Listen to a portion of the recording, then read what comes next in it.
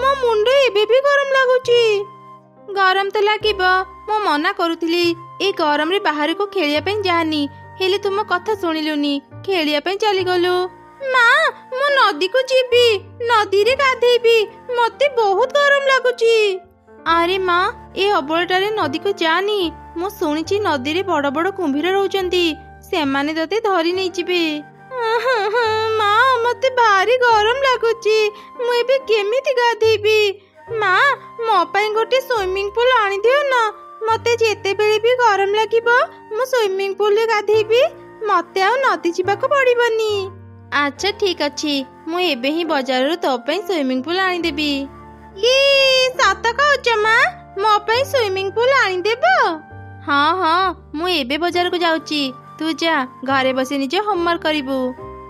ଏମିତି କହି ମା ଚଢ଼େଇ ବଜାରକୁ ଗଲା।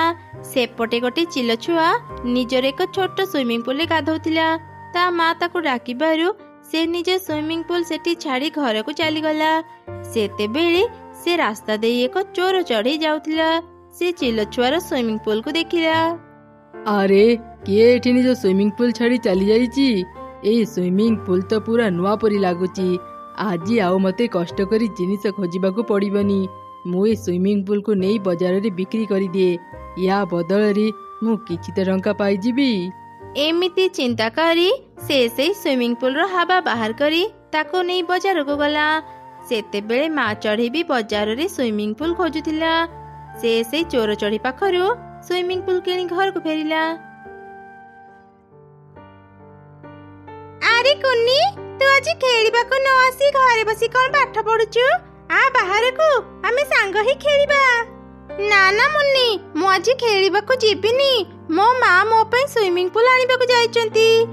Swimming pool? ସେଇଟା କଣ? ସେଥିରେ କଣ ହୁଏ? ସେଇଟା ଗୋଟେ ପ୍ଲାଷ୍ଟିକର ବ୍ୟାଗ, ଯୋଉଥିରେ ହାବା ଦେଲେ ତା ସୁଇମିଂ ପୁଲ ପରି ବଡ ହେଇଯାଏ। ସେଥିରେ ପାଣି ଭର୍ତ୍ତି କରି ଗାଧେଇ ହୁଏ। ମୋର ବି ସୁଇମିଂ ପୁଲ ଦରକାର। ମୁଁ ମୋ ମାକୁ କହିବି ମୋ ପାଇଁ ବି ଗୋଟେ ସୁଇମିଂ ପୁଲ କିଣିଦେବାକୁ। ମା, ମତେ ବି ମୋ ସାଙ୍ଗ ପରି ଏକ ସୁଇମିଂ ପୁଲ କିଣିଦିଅ। ତୋ ସାଙ୍ଗ ଆଗ ସୁଇମିଂ ପୁଲ ଆଣିସାରୁ, ତାପରେ ମୁଁ ତୋ ପାଇଁ ବି ସେଇଭଳି ସୁଇମିଂ ପୁଲ ଆଣିଦେବି। ସେପଟେ ମା ଚଢ଼େଇ ସୁଇମିଂ ପୁଲକୁ ଘରକୁ ଆଣି ସେଥିରେ ହାବା ଦେଇ ତାକୁ ବଡ କଲା। ଆଉ ତାପରେ ଚଢ଼େଇ ଛୁଆ ସେଥିରେ ପାଣି ଭର୍ତ୍ତି କରି ଗାଧେଇଲା। ମା, ସତରେ ଏଇ ସୁଇମିଂ ପୁଲରେ ଗାଧେଇବାକୁ ନା ମତେ ଭାରି ମଜା ଲାଗୁଛି। ଠିକ ସେଇ ସମୟରେ କାଉ ତା ଛୁଆକୁ ଧରି ଚଢ଼େଇ ପାଖକୁ ଆସିଲା। ଆରେ ଚଢ଼େଇ, ମୁନ୍ନି ସୁଇମିଂ ପୁଲ ପାଇଁ ଭାରି ଜିଦ୍ କରୁଛି। ତୁ ଟିକେ କୁନିକୁ କହ ସେ ମୁନ୍ନିକୁ ବି ତା ସୁଇମିଂ ପୁଲରେ ଗାଧେଇବାକୁ ଦେଉ। ମା କୁନି, ତୁ ମୁନ୍ନିକୁ ବି ତ ସୁଇମିଂ ପୁଲରେ ଗାଧେଇବାକୁ ଦେ। ମୁନ୍ନି, ଆ ଭିତରକୁ ଗାଧେଇବା। ତାପରେ କୁନି ଆଉ ମୁନ୍ନି ସୁଇମିଂ ପୁଲରେ ଗାଧେଇଲେ। ଏମିତି ସେ ଦୁଇ ସାଙ୍ଗ ଖୁବ୍ ମଜା କଲେ। କିଛି ସମୟ ପରେ କାଉ ଛୁଆ ନିଜ ମା ସାଙ୍ଗରେ ଘରକୁ ଚାଲିଗଲା। ମା, ଏଇଠି ମୋ ସୁଇମିଂ ପୁଲ ଥିଲା, ହେଲେ ଏବେ ନାହିଁ। ମୁଁ ତତେ କହିଥିଲି ନା, ଯେତେବେଳେ ବି ଯୁଆଡେ ଯିବୁ ସୁଇମିଂ ପୁଲକୁ ରଖିଦେଇ ଯିବୁ। ନିଶ୍ଚୟ ପବନରେ ତ ସୁଇମିଂ ପୁଲ ଉଡି ଯାଇଥିବ।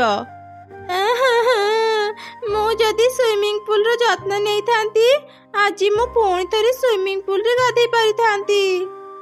ଆରେ ମା, ଚୁପ୍ ହେଇଯା, ଆଉ କେତେ ସମୟ କାନ୍ଦିବୁ କହିଲୁ? ମୋ ପାଖରେ ଯେତେବେଳେ ଟଙ୍କା ହେବ ମୁଁ ତୋ ପାଇଁ ସୁଇମିଂ ପୁଲ କିଣିଦେବି। ନାଇଁ, ମତେ ଏବେ ହିଁ ସୁଇମିଂ ପୁଲ ଆଣିଦିଅ। ମୋର ସୁଇମିଂ ପୁଲ ଦରକାର ମାନେ ଦରକାର, ଯେମିତି ବି ହେଉ ମତେ ସୁଇମିଂ ପୁଲ ଆଣିଦିଅ।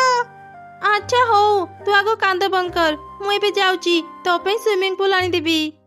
ମୋ ପାଖରେ ତ ସୁଇମିଂ ପୁଲ କିଣିବାକୁ ଟଙ୍କା ନାହିଁ, ଏବେ କଣ କରିବି? ଆରେ ଚଢ଼େଇ ତ ତା ସୁଇମିଂ ପୁଲକୁ ଘର ବାହାରେ ହିଁ ରଖିଛି। ମୁଁ ତାର ସୁଇମିଂ ପୁଲକୁ ହିଁ ନେଇ ଆସେ, ମତେ ଆଉ ଟଙ୍କା ଖର୍ଚ୍ଚ କରିବାକୁ ପଡିବନି। ଏମିତି କହି କାଉ ଚଢ଼େଇ ଉପରେ ନଜର ରଖିଲା। ଯେମିତି ଚଢ଼େଇ ତା ଛୁଆ ସହ ଘର ଭିତରକୁ ଗଲା, କାଉ ତାର ସୁଇମିଂ ପୁଲକୁ ଚୋରି କରି ନିଜ ଘରକୁ ନେଇ ଆସିଲା। ଏଇ ଦେଖ ମୁନ୍ନି, ମୁଁ ତୋ ପାଇଁ ସୁଇମିଂ ପୁଲ ଆଣିଦେଇଛି। ସତରେ ମା? ମୁଁ ଏବେ ମନ ଭରି ସୁଇମିଂ ପୁଲରେ ଗାଧେଇ ପାରିବି। ପରଦିନ ସକାଳେ କାଉ ଛୁଆ ଚୋରି କରିଥିବା ସେ ସୁଇମିଂ ପୁଲରେ ଗାଧଉଥିଲା। ସେପଟେ ମା, ଏଠି ମୋ ସୁଇମିଂ ପୁଲ ନାହିଁ, କିଏ ମୋ ସୁଇମିଂ ପୁଲ ନେଇଗଲା? ମୁଁ ତତେ କହିଥିଲି ନା ଘର ଭିତରେ ସୁଇମିଂ ପୁଲ କୁ ରଖିବା ପାଇଁ, ହେଲେ ତୁମ କଥା ଶୁଣିଲୁନି। ଏବେ ଆଉ କାନ୍ଦନି, ଯାହା ହେବାର ତ ହେଇଗଲା। ଦିନେ ଚଢ଼େଇ କାଉର ଘର ରାସ୍ତା ଦେଇ ଯାଉଥିଲା। ସେତେବେଳେ ସେ ଦେଖିଲା କାଉ ଛୁଆ ତା ଝିଅର ସୁଇମିଂ ପୁଲରେ ଗାଧଉଛି। ଆରେ ଏ ସୁଇମିଂ ପୁଲ ତ ଆମ ଝିଅର, ଏଠାକୁ କେମିତି ଆସିଲା? ନା ନା ଚଢ଼େଇ, ଏ ସୁଇମିଂ ପୁଲ ମୁଁ ମୋ ଝିଅକୁ କିଣି ଦେଇଛି। ମୁଁ ଆଜି ହିଁ ଏ ନୂଆ ସୁଇମିଂ ପୁଲ କୁ କିଣି ଆଣିଛି। ହେଲେ ୟାର ରଙ୍ଗ ପୁରାପୁରି ଏକା କେମିତି? ଏକା ରଙ୍ଗର କଣ ଜିନିଷ ଆସିନି? ରଙ୍ଗ ସମାନ ହେଲା ବୋଲି କଣ ଏଇଟା ତୋ ସୁଇମିଂ ପୁଲ ହେଇଗଲା? କାଉ, ତୁ ଗୋଟେ ଚୋରଣୀ, ତୁ ମୋ ଝିଅର ସୁଇମିଂ ପୁଲ କୁ ଚୋରି କରିଛୁ। ଏଇ ଚଢ଼େଇ, ତୋର ସାହସ କେମିତି ହେଲା ମତେ ଚୋରଣୀ କହିବାକୁ? ଭଲରେ ଏଠୁ ପଳା, ନହେଲେ ଏବେ ଯଦି ମୋ ସ୍ୱାମୀ ଏଠାକୁ ଆସିଯିବେ ନା ତତେ ପିଟି ପିଟି ଏଠୁ ବାହାର କରିଦେବେ। ଏମିତି ଶୁଣି ଚଢ଼େଇ ସେଠାରୁ ଚାଲିଗଲା। ସେତେବେଳେ ସେ ରାସ୍ତାରେ ଚିଲ ବି ଯାଉଥିଲା। ସେ କାଉ ଛୁଆର ସୁଇମିଂ ପୁଲ କୁ ଦେଖିଲା। ଆରେ ଆରେ, ଏ ସୁଇମିଂ ପୁଲ ତ ମୋ ପୁଅର, ଏଠାକୁ କେମିତି ଆସିଲା? ଏ କାଉ, ତୁ ଏ ସୁଇମିଂ ପୁଲ କୋଉଠୁ ଆଣିଲୁ ସତ ସତ କହ। ଚିଲ ଦିଦି, ମୋ ସ୍ୱାମୀ କାଲି ବଜାରରୁ ଏ ସୁଇମିଂ ପୁଲ କିଣି ଆଣିଛନ୍ତି। ହେଲେ ସୁଇମିଂ ପୁଲ ତ ମୋର, ତମେ ମାନେ ମୋ ସୁଇମିଂ ପୁଲ ଚୋରି କରି ଆଣିଛ? ଏ କାଉ ଛୁଆ, ଶୀଘ୍ର ପାଣିରୁ ବାହାର। ତାପରେ ଚିଲ ସେ ସୁଇମିଂ ପୁଲ କୁ ଓଲଟେଇଲା।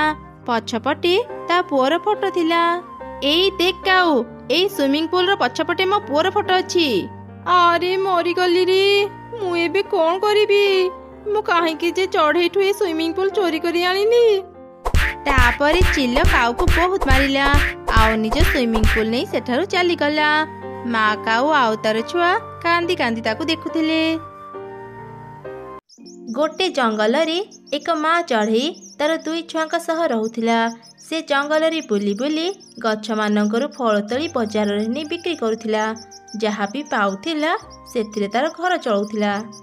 ମା ଚଢ଼େଇର ଘର ପାଖରେ ଗୋଟେ ଦୁଷ୍ଟ କାଉ ରହୁଥିଲା। ମିଟୁ ଥିଲା କାଉର ସାଙ୍ଗ। ସେ 2 ଜଣ ମିଶି ଜଙ୍ଗଲର ଅନ୍ୟ ଚଢ଼େଇମାନଙ୍କୁ ବହୁତ ହଇରାଣ କରୁଥିଲେ। ସେଇ ଜଙ୍ଗଲର ରାଜା ଥିଲା ଗୋଟେ ଚିଲ। ଦିନେ ଚିଲର ଛୁଆ ବାହାରେ ଛିଡ଼ା ହେଇ ଆଇସ୍କ୍ରିମ୍ ଖାଉଥିଲା। ସେତେବେଳେ ସେ ରାସ୍ତା ଦେଇ ଚଢ଼େଇର 2 ଛୁଆ ଯାଉଥିଲେ। ଚିଲର ଛୁଆକୁ ଆଇସ୍କ୍ରିମ୍ ଖାଉଥିବାର ଦେଖି ସେମାନେ ତା ପାଖକୁ ଗଲେ। ଚିଲ ରାଜକୁମାର, ତୁମେ ଏଇଟା କଣ ଖାଉଛ? ତତେ କଣ ଦେଖାଯାଉନି? ମୁଁ ଆଇସ୍କ୍ରିମ୍ ଖାଉଛି। ଆଇସ୍କ୍ରିମ୍ କଣ ମିଠା ଲାଗେ? ହଁ, ଆଇସ୍କ୍ରିମ୍ ବହୁତ ମିଠା ଲାଗେ। ମୋ ବାପା ମୋ ପାଇଁ ବହୁତ ଆଇସ୍କ୍ରିମ୍ ଆଣିଛନ୍ତି। ମୁଁ ଘରକୁ ଗଲେ ଆହୁରି ଆଇସ୍କ୍ରିମ୍ ଖାଇବି। ଚିଲ ଛୁଆର କଥା ଶୁଣି ଚଢ଼େଇର 2 ଛୁଆଙ୍କୁ ବି ଆଇସ୍କ୍ରିମ୍ ଖାଇବାକୁ ଇଚ୍ଛା ହେଲା। ଗୋଟେ ଛୁଆ ତାକୁ କହିଲା, ଚିଲ ରାଜକୁମାର, ତୁମ ଘରେ ତ ଆହୁରି ଆଇସ୍କ୍ରିମ୍ ଅଛି। ଆମକୁ ତୁମର ଏ ଆଇସ୍କ୍ରିମ୍ଟା ଦିଅ, ଆମେ 2 ଜଣ ମିଶି ଖାଇବୁ। ହଁ ଚିଲ ରାଜକୁମାର, ଆମକୁ ତୁମର ଏ ଆଇସ୍କ୍ରିମ୍ଟା ଦିଅ ନା, ଆଇସ୍କ୍ରିମ୍ ଖାଇବା ପାଇଁ ଭାରି ଇଚ୍ଛା ହେଉଛି। ନା ନା, ମୋ ଆଇସ୍କ୍ରିମ୍ ତମମାନଙ୍କୁ ଦେବିନି। ଯାଅ ନିଜେ କିଣିକି ଖାଇବ। ଆମ ପାଖରେ ଟଙ୍କା ନାହିଁ, ସେଥିପାଇଁ ତ ତମକୁ ମାଗୁଛୁ। ଚୁପ୍ କର ତମେ 2 ଜଣ, ମୁଁ କାହାକୁ ବି ମୋ ଆଇସ୍କ୍ରିମ୍ ଦେବିନି। ଶୀଘ୍ର ଏଠାରୁ ଚାଲିଯାଅ, ନହେଲେ ମୁଁ ମୋ ବାପାଙ୍କର ସିପାହୀଙ୍କୁ ଡାକିବି। ଚିଲ ଛୁଆର କଥା ଶୁଣି ମନ ଦୁଃଖରେ ଚଢ଼େଇର 2 ଛୁଆ ଘରକୁ ଫେରି ଆସିଲେ। ସେମାନେ କାନ୍ଦି କାନ୍ଦି ତାଙ୍କ ମାକୁ କହିଲେ, ମା, ଆମେ ଆଇସ୍କ୍ରିମ୍ ଖାଇବୁ, ଆମକୁ ଟଙ୍କା ଦିଅ।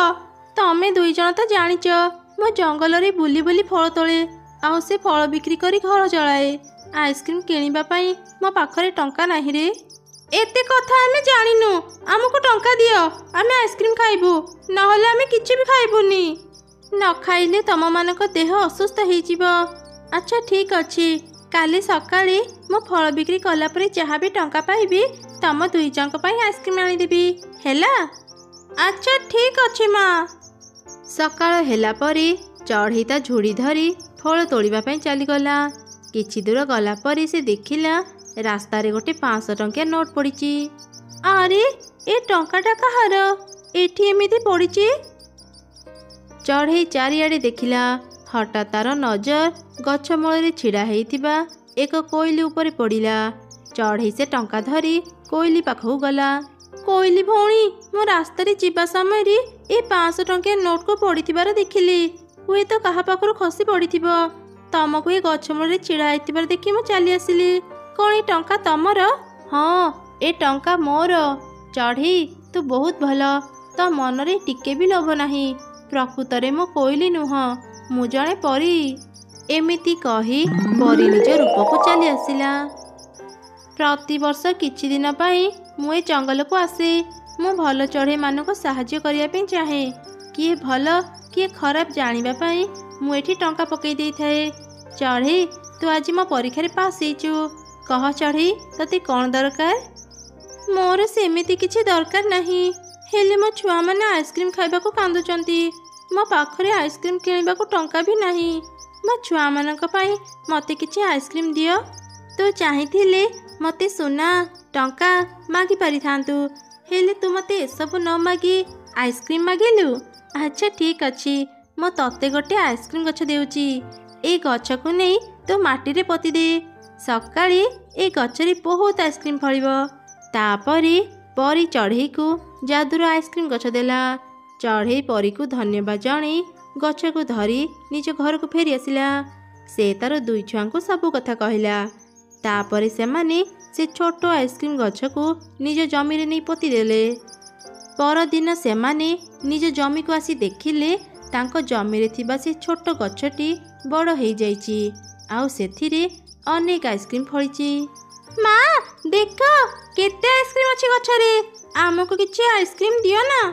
ମା ଚଢ଼େଇଟି ଦୁଇଟି ଆଇସ୍କ୍ରିମ୍ ତୋଳି ଛୁଆଙ୍କୁ ଦେଲା। ଛୁଆମାନେ ଖୁସିରେ ସେ ଆଇସ୍କ୍ରିମ୍ ଖାଇ ଘରକୁ ଚାଲିଗଲେ। କିଛି ସମୟ ପରେ ସେ ରାସ୍ତା ଦେଇ ଦୁଷ୍ଟ କାଉ ଯାଉଥିଲା। ତାର ନଜର ସେ ଆଇସ୍କ୍ରିମ୍ ଗଛ ଉପରେ ପଡ଼ିଲା। ଏ କ'ଣ ଆଇସ୍କ୍ରିମ୍ ଗଛ? ଗଛରେ କ'ଣ ଆଇସ୍କ୍ରିମ୍ ଫଳେ? ଏ କେମିତି ସମ୍ଭବ? ଏ ଜମି ତ ଚଢ଼େଇର। ଯାଏ, ତାକୁ ହିଁ ଏ ବିଷୟରେ ପଚାରିବି। ଏମିତି ଚିନ୍ତା କରି କାଉ ଗଲା ଚଢ଼େଇର ଘରକୁ। ସେ ଚଢ଼େଇକୁ ପଚାରିଲା, ଆରେ ଚଢ଼େଇ, ମୁଁ ତ ଜମିରେ ଗୋଟେ ଆଇସ୍କ୍ରିମ୍ ଗଛ ଦେଖିଲି, ଏଇଟା କେମିତି ସମ୍ଭବ? ଚଢ଼େଇ କାଉକୁ ସବୁ ଘଟଣା କହିଲା। କାଉ ମନରେ ଚିନ୍ତା କଲା, ଏ ଚଢ଼େଇ ଯାହା କହୁଛି ତା କ'ଣ ସତ? ମୁଁ ସେ ଜାଗାକୁ ଯାଇ ଦେଖେ। ମୁଁ ମିଟୁକୁ ବି ମୋ ସାଙ୍ଗରେ ନେଇଯିବି। ଆଚ୍ଛା ଚଢ଼େଇ, ମୁଁ ଏବେ ଯାଉଛି, ମୋର ବହୁତ କାମ ଅଛି। ଏମିତି କହି କାଉ ଗଲା ସିଧା ମିଟୁ ପାଖକୁ। ମିଟୁକୁ ବି ସେ ସବୁ ଘଟଣା କହିଲା। ଏ କ'ଣ କହୁଛୁ କାଉ? ଚଢ଼େଇର ଜମିରେ ଆଇସ୍କ୍ରିମ୍ ଗଛ ଅଛି? ହଁ ମିଟୁ, ତୁ ଠିକ୍ ଶୁଣିଲୁ। ଚାଲ ଏବେ ହିଁ ଆମେ ସେ ଜାଗାକୁ ଯିବା, ଆଉ ସେ ପରିପାଖରୁ ଏକ ଆଇସ୍କ୍ରିମ୍ ଗଛ ଆଣିବା। ତାପରେ ମିଟୁ ଆଉ କାଉ ସେ ଜାଗାକୁ ଗଲେ। କିଛି ଦୂର ଗଲା ପରେ ସେମାନେ ସେଠି ଗୋଟେ 1000 ଟଙ୍କିଆ ନୋଟ୍ ପଡ଼ିଥିବାର ଦେଖିଲେ। ଆରେ ମିଟୁ, ଦେଖେ, ଏ ମାଟି ଉପରେ 1000 ଟଙ୍କିଆ ନୋଟ୍ ପଡ଼ିଛି। ସେପଟକୁ ଦେଖେ, ସେଠି ଗୋଟେ କୋଇଲି ବି ଛିଡ଼ା ହେଇଛି। ହଁ କାଉ, ଲାଗୁଛି ସେ ଚଢ଼େଇ ଠିକ୍ କହୁଥିଲା। ହେଲେ ମିଟୁ, ଚଢ଼େଇ ତ କହୁଥିଲା ସେ 500 ଟଙ୍କିଆ ନୋଟ୍ ପାଇଥିଲା। ଏଠି ତ 1000 ଟଙ୍କିଆ ନୋଟ୍ ପଡ଼ିଛି। ଏବେ କ'ଣ ମୋତେ ସେ କୋଇଲି ଆଇସ୍କ୍ରିମ୍ ଗଛ ଦେବ? ମୁଁ ଗୋଟେ କାମ କରେ, ମୋ ପାଖରେ 500 ଟଙ୍କିଆ ନୋଟ୍ ଅଛି। ମୁଁ 1000 ଟଙ୍କିଆ ନୋଟ୍କୁ ମୋ ପାଖରେ ରଖି 500 ଟଙ୍କିଆ ନୋଟ୍କୁ ନେଇ ସେ କୋଇଲି ପାଖକୁ ଯାଏ। ହେଲେ କାଉ, ଏମିତି କରିବା କ'ଣ ଠିକ୍ ହବ? ଚୁପ୍ କର ମିଟୁ, ବେଶୀ କଥା କହନି। ତୋଠୁ ବେଶୀ ବୁଦ୍ଧି ମୋର ଅଛି। ତୁ ଏଠି ଛିଡ଼ା ହେଇଥା, ମୁଁ ଯାଉଛି ସେ କୋଇଲି ପାଖରୁ ଗୋଟେ ଆଇସ୍କ୍ରିମ୍ ଗଛ ଆଣିବି। ଏମିତି କହି କାଉ 1000 ଟଙ୍କିଆ ନୋଟ୍କୁ ନିଜ ପାଖରେ ରଖିଦେଲା, ଆଉ ନିଜ ପାଖରୁ 500 ଟଙ୍କିଆ ନୋଟ୍କୁ କାଢ଼ି ତାକୁ ଧରି କୋଇଲି ପାଖକୁ ଗଲା। ଆରେ କୋଇଲି, ଏ 500 ଟଙ୍କିଆ ନୋଟ୍ ତୋର କି? ମୁଁ ରାସ୍ତାରେ ନୋଟ୍ ପାଇଲି। ନେ ତୋ ଟଙ୍କା ନେ, ଆଉ ଚଢ଼େଇକୁ ଯେମିତି ଗୋଟେ ଆଇସ୍କ୍ରିମ୍ ଗଛ ଦେଇଛୁ, ମୋତେ ବି ସେମିତି ଗୋଟେ ଆଇସ୍କ୍ରିମ୍ ଗଛ ଦେ।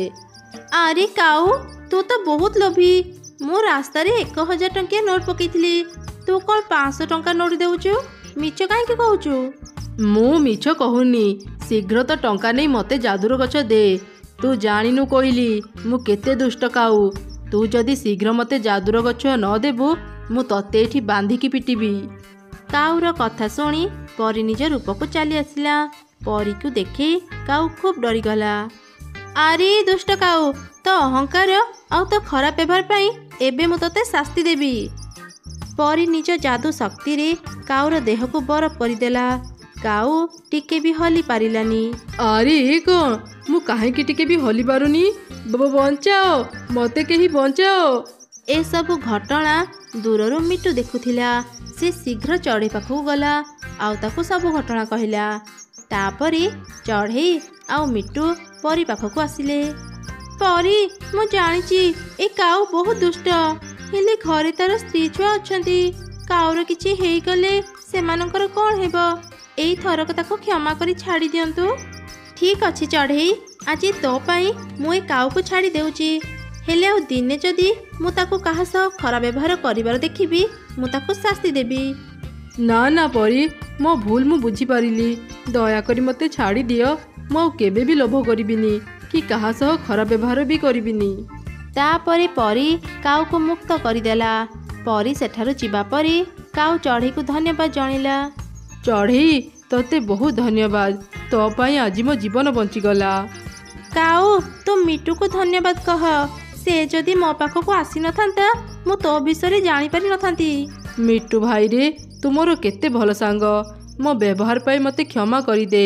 ମୁଁ ମୋ ଲୋଭର ଶାସ୍ତି ପାଇଗଲି। ଆଜିଠୁ ମୁଁ ଆଉ କାହା ସହ ବି ଖରାପ ବ୍ୟବହାର କରିବିନି। ଚାଲ ଏବେ ଘରକୁ ଯିବା।